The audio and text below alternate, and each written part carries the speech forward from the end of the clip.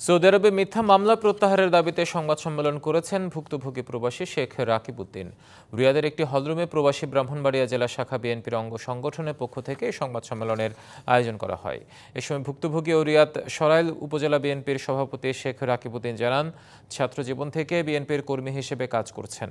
একটি কুচক্রী মহল চাঁদা দাবি করলে তা না দেয়ায় আওয়ামী লীগের কর্মী অপবাদ দিয়ে তাকে ও তার পরিবারের সদস্যদের নামে মামলা দিয়ে হয়রানি করছে।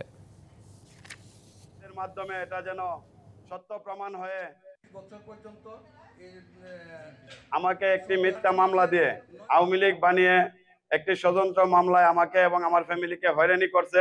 অন্তর্ভুক্ত সরকারের কাছে এটি পেশ করেন এবং জানান দেন আমি নিরপরাধী। গত 3 বছর যাবৎ উনি সরাইল থানা বিএনপির সভাপতি হিসাবে সরাইল থানাকে নেতৃত্ব দিয়ে আসছে। এখানের কেন্দ্রীয় পূর্বাঞ্চল যে কেন্দ্রীয় কমিটি আছে এটার সাথে উনি সম্পৃক্ত আছে।